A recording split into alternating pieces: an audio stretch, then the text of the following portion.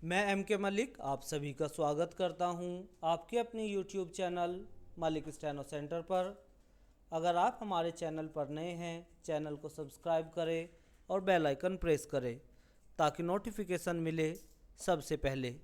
आज हम लिखेंगे निबंध संग्रह से डिक्टेशन नंबर 10। विषय रहेगा धैर्य पर निबंध, जिसकी स्पीड होगी 80 वर्ड पर मिनट। डिक्टेशन स्टार्ट होगी ठीक 5 सेकंड बाद। Ready, start.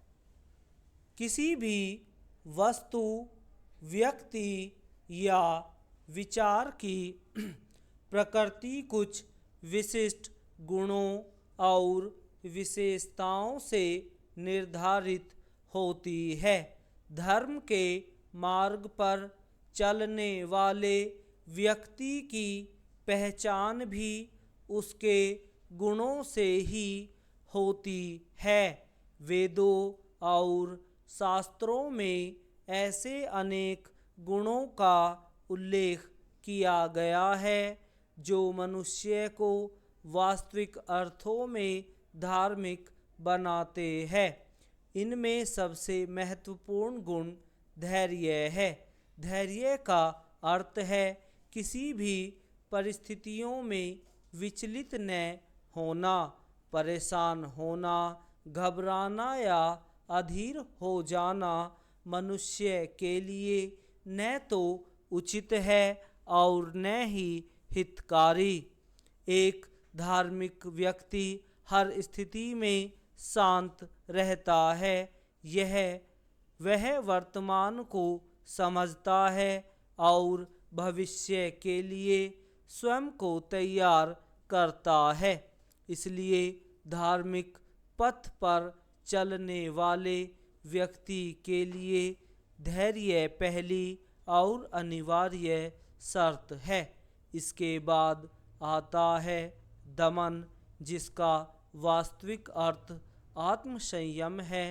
शास्त्रों में दमन और शमन, इन दोनों शब्दों का अंतर स्पष्ट बताया गया है।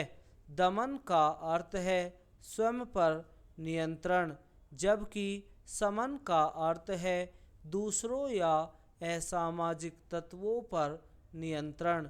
जो व्यक्ति समाज में अन्याय, अराजकता और असामाजिक गतिविधियों के विरुद्ध संघर्ष करता है, वह शमन करने वाला कहलाता है। जो व्यक्ति अपनी इच्छाओं, वासनाओं, क्रोध और लोभ को नियंत्रित करता है, वही दमन करने वाला है। बिना आत्मसंयम के धैर्य की कल्पना अधूरी है। अस्तेय आचार संहिता एक अत्यंत महत्वपूर्ण सिद्धांत है। अस्तेय का अर्थ होता है चोरी न करना। शास्त्रों में चोरी के दो प्रकार बताए गए हैं, बाहरी और आंतरिक।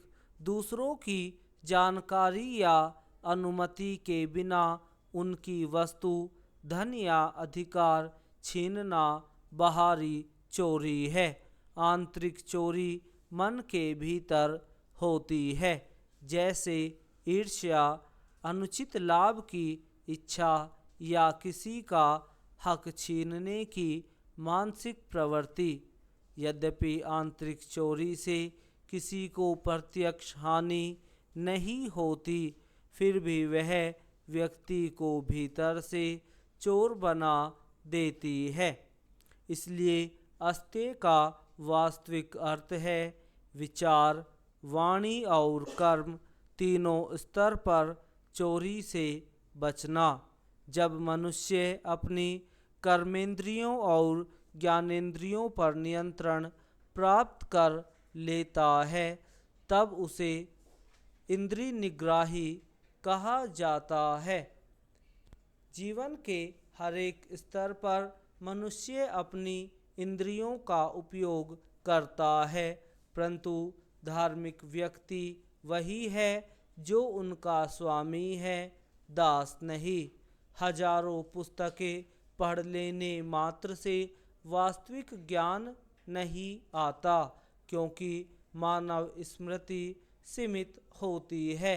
साधन द्वारा स्मृति शक्ति को जागरूक करना आवश्यक है। विद्या आत्मज्ञानी है जो मनुष्य को परमार्थ की ओर ले जाती है। सांसारिक सुखों तक सीमित ज्ञान अविद्या कहलाता है। Full stop.